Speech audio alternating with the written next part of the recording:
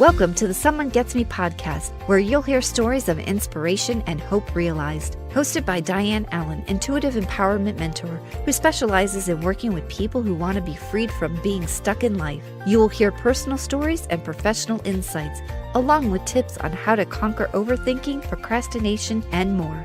Here's Dianne. Welcome, friends. It's Dianne with another episode of Someone Gets Me. And I have an amazing guest for us today who you're going to love talking to. The thing I love about Jamie is that she has this great vivacious energy. And when you talk to somebody and you know that they're connected to what matters to them and they're really, really centered, you want to know them more. So I invited her to be on the show. Jamie is a licensed Chinese medicine practitioner, and she owns a clinic in San Francisco. And I'll have her tell you about that later. She covers so many different things, though. It's just not acupuncture. She does body work and nutrition and all kinds of things that have to do with self-care. And we all know that people throw around that word self-care all the time, but it really is the most important thing. Too often we get too distracted. So we're going to talk to Jamie today about how to take the best care of you in the most fun and amazing way. So welcome to the show, Jamie. Thank you, Dianne. I am very excited to be here. I'm so delighted that you're taking time out of your busy day and away from your clinic to spend time with us today. It's really an honor to have you here. And I would like to start off with you sharing with us a little bit about how did you get where you are in your life? You know, the acupuncture, self-care, body work, massages, all kinds of neat healing modalities. And I'm just wondering, what was the journey that led you to this amazing place? Such a big question. And I'm happy to explore that and kind of off the cuff share where it started and how I kind of got to where I am today. I would say that since I was young, I can remember being a graduate high school and trying to think what's my first step into the world, sort of outside of my cocoon. And I recognized I had a little voice inside of me. You know, can call it your inner guidance. I didn't really recognize it as that at the time, but it was something that was beckoning me to listen. And I have had anxiety throughout my entire life. And, you know, I think being a very sensitive person myself to life, I've picked up on things along the way that's helped me. And this inner voice is one of them. And it told me to go outside of my home to go to college. And I bring this up because, one, listening to that inner voice is so memorable to me. And I took a leap of faith of something that I really had no idea why, but I knew it was the next step. And the second big thing is I knew I needed to get out of my current surrounding that was, for the most part, a very positive surrounding and upbringing, but I needed space to put myself in an environment where I knew no one and could deeply further explore sort of who I was outside of my familiar background. And so that is sort of the very early precursor. And then jumping to Chinese medicine, I would say throughout my life, I really kept listening in, and I found tools to understand how to work with my anxiety and for it to be something that really had messages to guide me versus something that could not just paralyze me. So I don't know if people in your audience have anxiety or whatever they might call it that is very distracts them and makes them feel ungrounded. But for me, that was a big journey, was how do I work with this thing that is very challenging for me? And so this all brought me into really being very passionate about learning about the body, learning about the mind, and eventually really learning about the spirit. I studied kinesiology in college. I was always fascinated about the body and how it worked. And probably there was a part of me that wanted to understand myself. And that was really what took me on this journey, was understanding, you know, what it was that I was carrying around in this lifetime and how to work with it in all aspects. So kinesiology is the study of body movement, and I love anatomy and I love physiology. And yet when I finished and graduated, the most impactful part of my journey was actually traveling abroad and taking myself again out of my familiar environment and going to a new culture. So I studied in Spain, and I saw how people lived differently. I saw how they ate differently, and I saw that their lifestyle was different. And I started to recognize that I could learn from other cultures how to take care of myself. So at that point, my self-care was very important, and yet it was also very rigid. I felt like I had a lot of structure, and I was trying to control things to sort of control my environment. And coming into a new culture gave me a different perspective, another new paradigm to look at self-care or what kind of lifestyle I wanted to live in. So I would say that's an important marker for my journey to Chinese medicine, because once I finished college, I started to be fascinated by how other cultures viewed healthcare and how I studied yoga. I became a yoga teacher in my early 20s. I was fascinated to go deeper, and I traveled to New Zealand and Australia to learn about how they lived life, and I worked on farms. It's called woofing, willing workers on organic farms.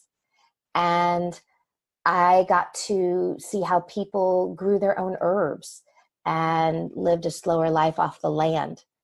And that again was like, aha, another nugget of self-care and how people live differently.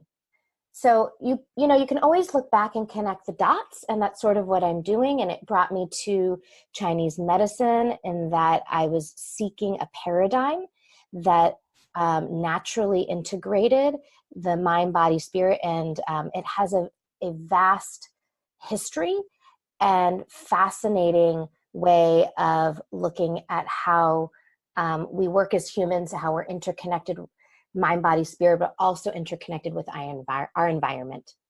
And so I just love the depth of exploration Chinese medicine has provided for me to keep learning.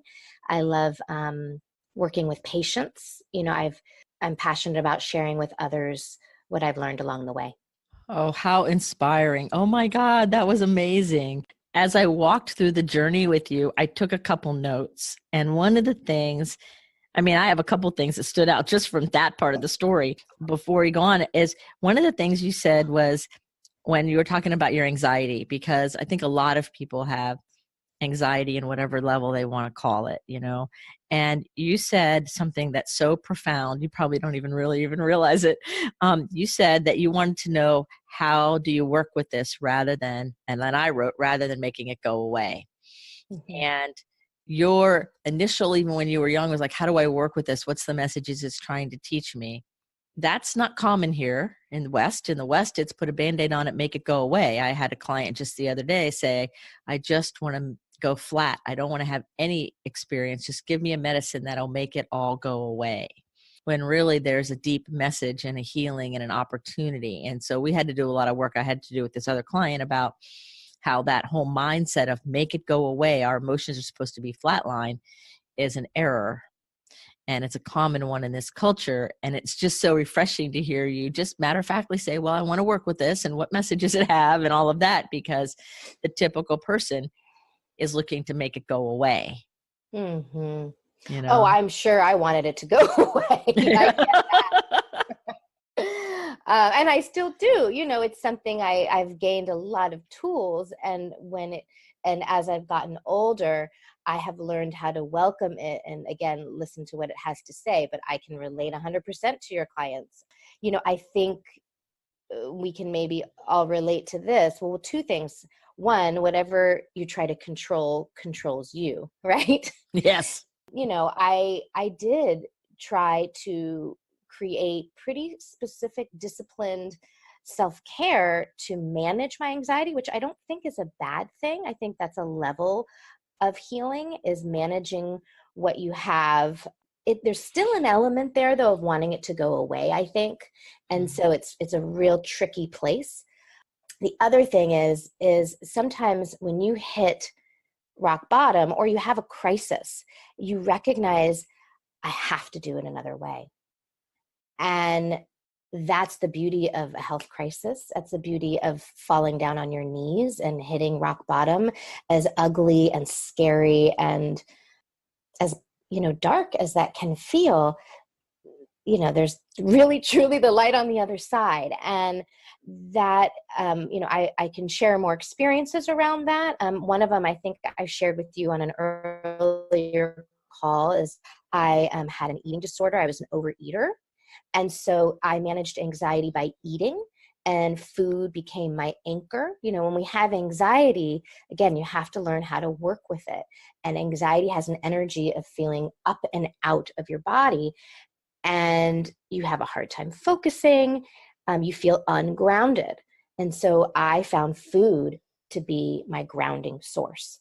And so food then became a journey for me. So you get all of these opportunities to learn how to work with anxiety, because if you want it to go away, you can go down that path. Absolutely no harm, but you will eventually find that path doesn't lead you through it to the other side. And I think you have to go through it. Yes. I think we do have to be willing to go through it to the other side. That, we all have free will to make all the choices we want to make with how we handle whatever it is. Yet at the end of the day, some things are going to lead us through and out, and other things are just going to lead us in a circle or into a dead end, maybe even. And so I think that when we have that awareness to keep going and learn and grab nuggets from all of our different life experiences and put it all together like this grand jigsaw puzzle, then we have more opportunity to really have a better, more rich, deep life, and I think that's what you're saying is you've developed a very rich, deep life by seizing all these opportunities and paying attention to the nuggets and asking questions. And you even made a comment about having a new paradigm for self-care, knowing that that's what you were creating consciously or unconsciously in the moment, of course. But having that awareness and willingness has positioned you to be in the place you are as a highly sensitive person who's also able to be very successful. Yes. Yeah. Yeah, it's wonderful to be just here today with you. You tell your story and you reflect on a lot of things. And yeah, you have to go through it. There's no way around life. But there's all sorts of things we try. And again, no harm in trying. There is no way around life. I'm writing that down. I love it. It's true. There is no way around. We have to go through. I have a couple of questions, especially as a sensitive person that you are. And I'm wondering how in all of your studies and travels and your own life experience, if you have any tips that you're willing to share about how to handle overthinking or that ruminating kind of stay up at night, just thinking kind of behavior that happens. It's the number one issue based on the poll to my audience is that we all have some kind of overthinking thing happening, in different ways. And so I would love to hear if you have any tips or any ideas or something that you believe could support somebody who's maybe listening to us now and going, oh my gosh, yes, I overthink so much, or I only overthink at night. And they're really curious about what you might have to say about that. Sure. I'd be happy to share my perspective on this topic. When it comes to thinking and overthinking, I think the hardest part personally for that I've noticed isn't as much the overthinking as it is being fused with it. And so when you feel like you are your thinking, then you're on a really big ride because you're thinking all the time. So I have found that instead of trying to stop the thoughts, if you can actually be a witness to your thoughts, get space from it. And this is a lot of what meditation is. And I have a lot of experience with meditation, some that has been incredibly life-changing for working with my thoughts. And I also have found that sometimes meditation does not help in times where I am overthinking and that level, which again, I'll call anxiety, because they're kind of similar when you're thinking, and you feel like you're sort of fused with that. So going back to the first thing, meditation, or you can just call it stepping away and being a witness to your thoughts. That's huge. I mean, on so many levels, a real quick snippet is, if you imagine your mind to be like a news screen, and you're literally watching the news, and you're just watching all of the thoughts going, and who are not your thoughts, become a witness to this. And so stepping back and playing with this experience, and again, instead of being like, stop thinking, or I want this to go away, or trying to control it, you have to learn how to work with it. And it brought me into a deeper awareness that I'm not my thoughts. So who am I? And that's a whole other rabbit hole. But just taking a step away and being very curious. And like I said, you can kind of see your thoughts in front of you. You can see how, I don't know if you've heard this statistic before, but I think we have the same thought, or the same, we're not that we are creative beings, but we have the same like 900 thoughts ruminating all the time, meaning that it's not all new things.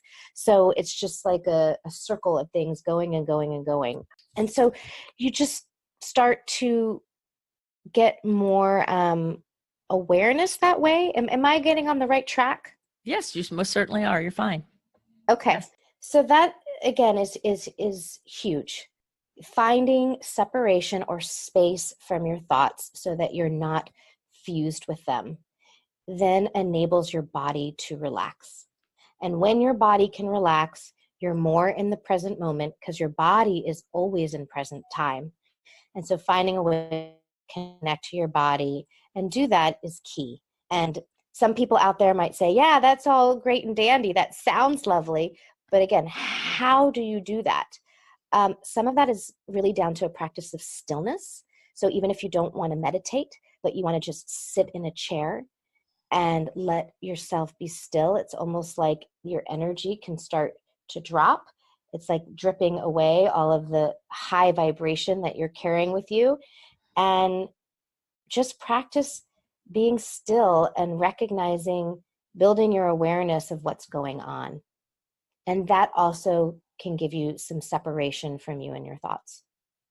Yes, that's great. In fact, awareness is, I say all the time, it's like the number one step to making any kind of change or anything, so that we can be aware of what's going on. And I just wrote a program called Hope Realized that goes with my latest book. And I have a workbook that goes with the program. And I start out with awareness. We have to really develop our awareness. So there's all these homeworks about awareness internally, awareness externally, in nature, in our thoughts, all of the different kinds of awareness down to consciousness and belief systems, so that, we understand there's so much richness and so much depth in our human experience that awareness alone requires us to just be still, so that we can let it all soak in from all its amazing ways. It's neat. It's exciting.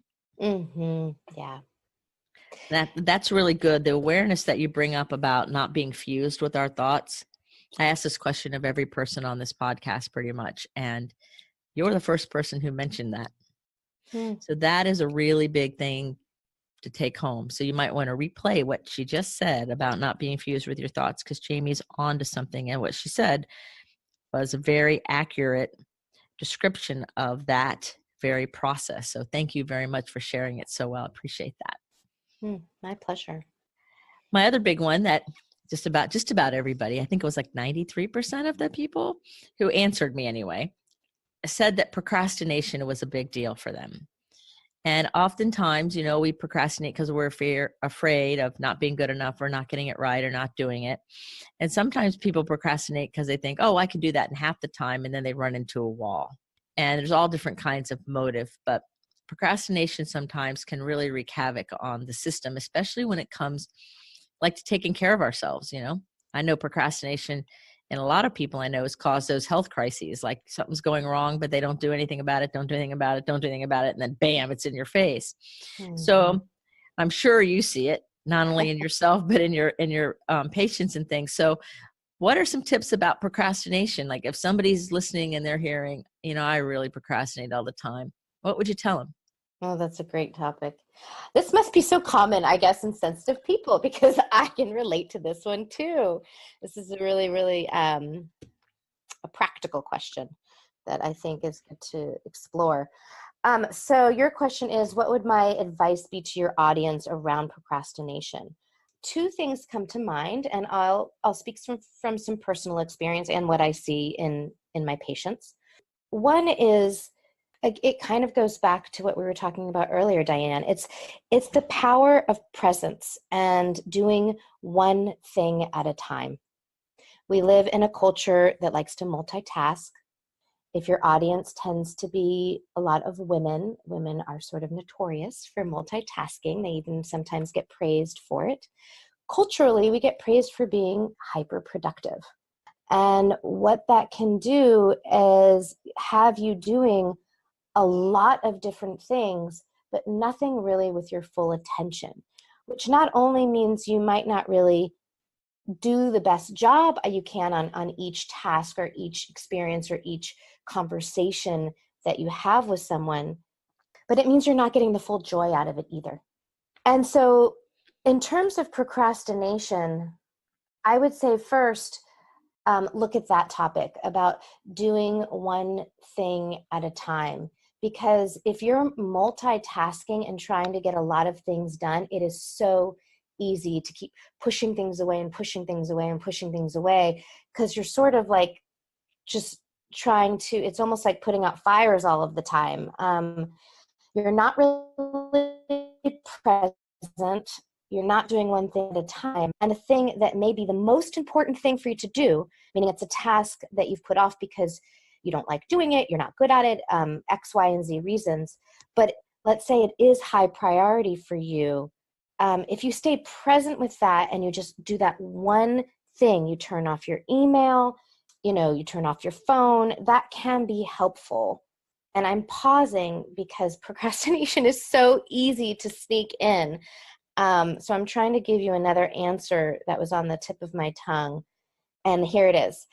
Is it possible to have a practice where you are doing one thing at a time and you are staying present and you're doing things in present time? And what I mean by that is you get an email and you either read it, you either file it away, meaning, you put it in a file because you don't have to answer it right now, or you delete it. So you read it and then you either answer it, you delete it, or you file it away. And the reason I'm telling you sort of my little email protocol to stay organized in my inbox is that it helps with procrastination because I'm dealing with it in the moment. And so that is a part of presence. You're staying present in what you're doing. I'm not reading the email and being like, oh, that was interesting. Okay, I've got to write this note to somebody else. And oh yeah, I need to eat something. No, I'm reading the email. I'm going to deal with it now in one of these three categories, and then I'm going to go to the next thing.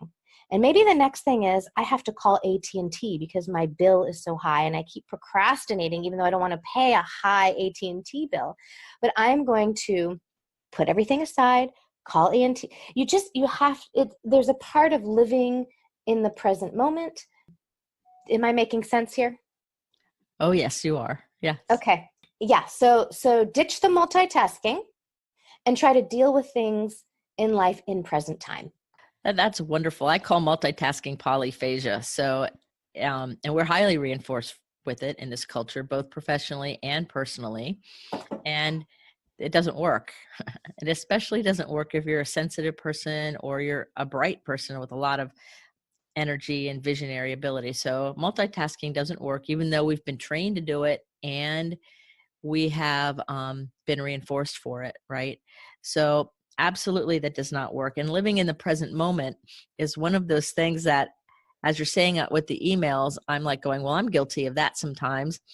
And when you said about procrastination sneaking in, I also am guilty with that. Like sometimes I'll be on a roll and doing things and then I'll get to the thing that I don't really feel like doing in the moment. And then I'll do anything other than that. And then pretty soon I'm off track and then I'm back on track and then I go back and forth with it. And so it is very sneaky. Procrastination shows up in lots of ways and in little ways can have big impact on us. And it's not always obvious, just like some overthinking isn't always obvious. It's there. So I think part of it comes back to awareness and living in the moment, being present, paying Mm. attention to our breath, being here, and then going from there, acting from that inner place of alignment versus letting everything outside of us distract us. And I think that's what you're saying. Am I correct? Yeah, I think you summarized that well. Procrastination, I can see how you're phrasing it is, I can see now how it's probably common in very sensitive people. And because we're picking up on so many things all of the time. So yeah, you summarized it very well. The more that we can just take a breath and see what's in front of us, get grounded, and attend to the task at hand versus multitask. Yep. I mean, and again, I love these dialogues, and I want to also add that these things take practice. It's one thing to talk about them and be like, yeah, just take a deep breath and, do this. You're not beating yourself up. I mean, if you're a procrastinator out there, of course, you're not alone, number one. And number two, I think some of the shame and some of the ways that we beat ourselves up, that we're not more disciplined and we're not more this, it just, it doesn't help the situation. So one of the first things is really that self-compassion. Yes, I completely am with you on that. Compassion, I was going to ask you about next, about self-care and things and about self-love, which I was really thinking about compassion as well.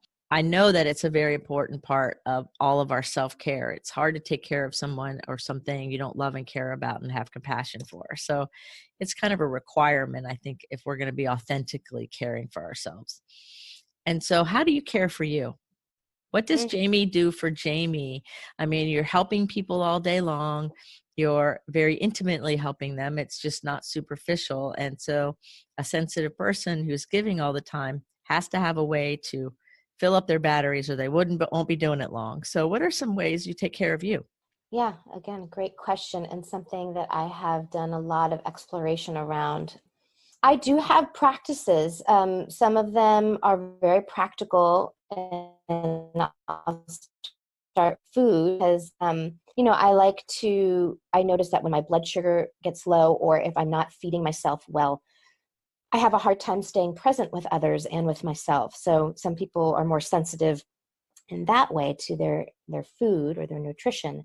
So I have over time really enjoyed a process of, I go grocery shopping, I cook for myself most of the time. I really enjoy that.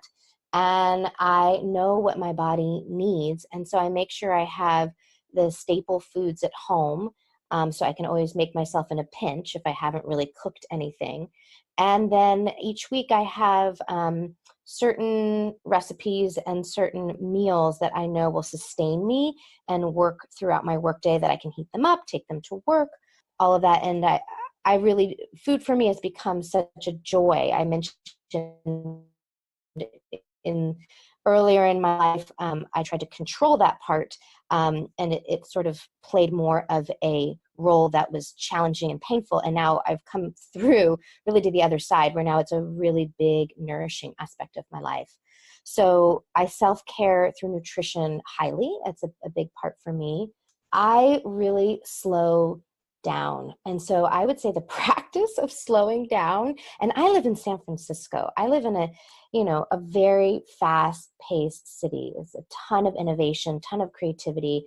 And as a sensitive person, I pick up on these vibrations. And my patients are also in that category, whether they themselves are in that fast-paced work, family, everything, or they're sensitive to it and they're trying to manage both pieces. So how I deal with that is I've really looked at how to have a lifestyle that works for me in terms of what kind of pace. And I, for the most part, like slower pace so that I can stay more present. So I have a, what do you call that? It's like a tagline: slowing down builds awareness so you can make aligned choices. And I do that with my clients, and I start with myself. So I've chosen things that help me slow down. I don't schedule too much in the day. You have to learn how to say no to things. So learning what my priorities are so that I have more space. I have space to sit down and eat my lunch. I have space to go grocery shopping on Mondays. That's the day that I do it. I have space to make a phone call and, check in and connect with friends and family, because that's very important to me. So I've structured my lifestyle in terms of how to create more space. And I can talk deeper about that with you, Diane, but that's the most important thing. And it goes to some minute things, to not running late. I have been a chronic late person. I grew up in a family that's rushing, always getting from A to B. And it was kind of there's a high to it, It was like, ooh, how much can I squeeze in a day? And I realized later in my adult life that was not bringing me a whole lot of satisfaction. It was actually creating more anxiety, taking me out of present time completely. And I wasn't able to enjoy what I was doing because I was always rushing. So that's a huge lesson for me, is how much space, time can I continue to give myself to do X, Y, and Z? And I keep trying to extend that. That's probably my best answer. That's amazing. And I think giving ourselves space is important. And you live in, like you said, in San Francisco, where it's a very big city and there's people moving all the time. There's lots of energy in there. And even like I live in Tampa Bay area of Florida, and it's very busy around here too. Not the same as San Francisco, but still lots of energy and lots of things going on. And if we don't learn how to give ourselves that space and that ability to say, hold on, just because y'all are running doesn't mean I have to run, and I can take care of me along the way and create whatever space I need for my pace and what I'm doing. And that's a very, very important lesson. And it's a great thing to kind of, like you said, practice, because I've noticed over my lifetime that a pace that I would work maybe even 3 years ago is a different pace than I have today. That as I grow and evolve and get more connected, because we all are, then I notice my own pace and my own way I approach things and how I handle things shifting as well. So I think that whole awareness of paying attention, really attention to ourselves and how we're interacting with the world, helps decrease overthinking and procrastination, because we're able to be in the flow more and give ourselves permission to kind of slow down. So I think the words of wisdom that you have shared have been very valuable. So thank you very much. My pleasure. So I'd like to talk a little bit about your clinic and what you do specifically out in San Francisco. So any of y'all in the San Francisco area, you can look up Jamie and go see her. And I'm in San Francisco every once in a while. And next time I'm there, I'm going to look you up and go see you. And so tell us a little bit about your clinic, the name of it, where it is, what's going on, just something that you'd like to share so everybody could get a flavor. And then also, if I was going to be a new patient and I walked in the door, what would be my experience? Well, I'm excited to share because I really have put a lot of intention into the name of the clinic. It's called Nurturing Life. It's something it's a concept in Chinese medicine that was brought to my attention early on in my studies. There's a Chinese word for that. And basically, nurturing life and looking at your lifestyle is the most important foundation for healthcare. And so that's why I named it Nurturing Life. And I do offer, my background is Chinese medicine, which is acupuncture, Chinese herbs. I have a background in shiatsu, which is a style of Japanese massage. I have a background in nutrition. So I bring these different modalities together in the clinic when I work with somebody. And, it varies depending on the type of patient and their specific treatment goals. So if someone were to make an appointment with me, and they may be coming in more of almost like a family care practice. So what you might think in Western medicine as internal medicine or family care medicine. So if somebody, and I know Chinese medicine has gotten more and more accepted and available all across the country. But one of the reasons I studied in San Francisco is it's been, one of the healthcare modalities that is very commonly sought out as an integral part of their care. So people can come in for specific health issues or health crisis, anywhere from having extreme back pain to insomnia, to digestive issues, or women's health. A lot of women's health have wanting to carry a child, support conception, to having painful periods, and wanting to help with PMS symptoms as well. So coming to Chinese medicine is a wonderful place to start before you go and do any deeper intervention with pharmaceutical drugs. So a lot of people start here when they have an issue, or some people might end in the clinic after they've tried everything else. But if I were to walk you through, Dianne, as a new patient, you would go on my website and, someone may have referred you to me, or you found me online somehow you got my name, and you would book an appointment. You may call me to get more information, and you would fill out paperwork online so I'd get a good sense of your health history. And like I said, people come in for a range of reasons. I think the 4 top are women's health, pain management, stress reduction, and then anything under the gamut of like digestive issues, insomnia, sort of general health care. And so you would make an appointment, fill out the paperwork. It's a 90-minute initial session. I would go through your entire health history. You're really looking to create a story of your health care, meaning you connect dots, because we really are looking at the interconnectedness of symptoms that you may have had. And, when you have a symptom that shows up, most likely there's been something throughout your life that may have been leading towards this. So you're kind of a little bit of a detective in trying to see the pattern that your body is showing you.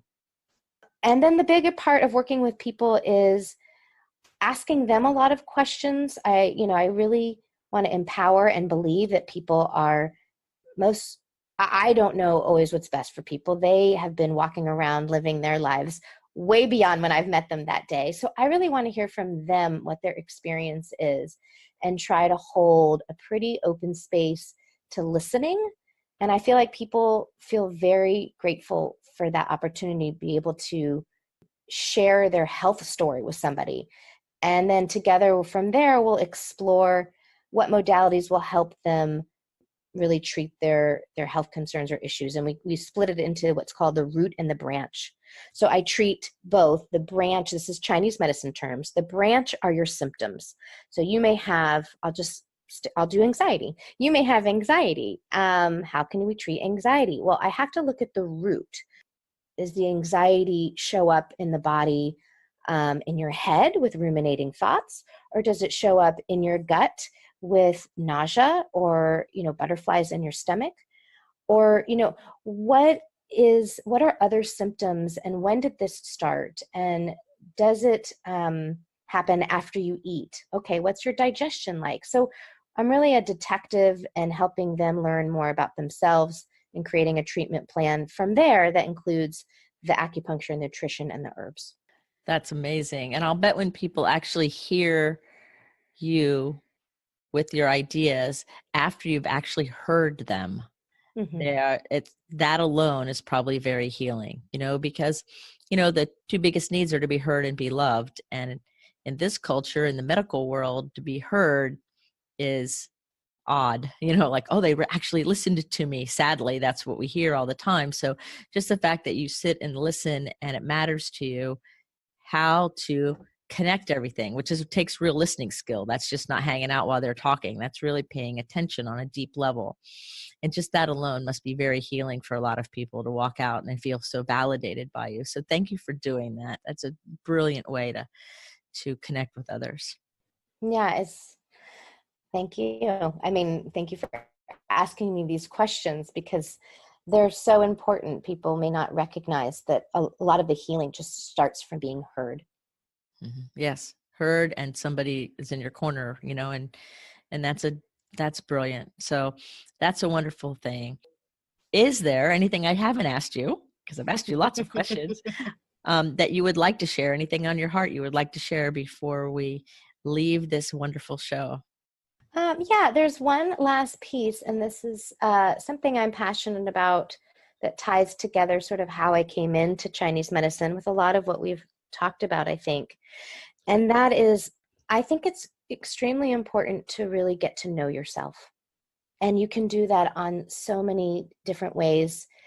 Some people think, oh, I know who I am. And it's not just personality, but there's other ways. For example, in my clinic, I offer people to do, let's say, an astrology birth chart reading. And I mention this because it's another perspective. It's another modality that's been around forever, thousands of years. It's actually in the history of Chinese medicine is astrology and other areas of looking at how energy affects matter. And that's what we are. And so you can get to know yourself in so many different ways, having more stillness and sort of that contemplative practice we talked about earlier, building awareness will definitely get you to know yourself more. But if you seek out anything else that gives you that awareness of you, that's just a beautiful thing. One, because we are all so incredible, dynamic, and have so much within us to be explored. And as sensitive people, everyone has that depth of exploration within you, but as sensitive people, you might have access to that even more. That we want to look at the positives of being sensitive.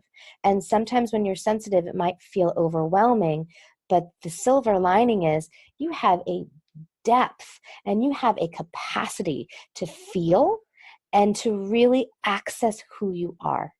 And there are opportunities out there to do that work with sensitive people. And they're sometimes on that energetic plane. I do that with acupuncture. Acupuncture is an energetic medicine. But I just want to leave that last note, since you gave me an opportunity, is really go out and ask yourself if you're curious and want to really dive in to the wholeness, beauty, and depth of who you are. Because as a sensitive person, I mean, again, we all have it, but you have access to it in ways you may not realize. Perfectly said. Get to know yourself. Beautiful. Thank you, Jamie, so much for being on the show and sharing so much wisdom and a perspective that's so refreshing. I even have goosebumps. It's been just absolutely amazing. So thank you so much for being here. My pleasure. Thank you for doing this podcast and for inviting me on your show. It's been a real pleasure for me too. Oh, thank you. So remember, everyone, keep your face to the sun so the shadows fall behind you. And remember, the world really needs your gift. So go out there and be the rock star you're meant to be. You've got all the support in the world. Until next time, see you later. Thanks for tuning in to Someone Gets Me. To find out more, please visit Dianne's website at MissDianneAllen.com. That's MissDianneAllen.com.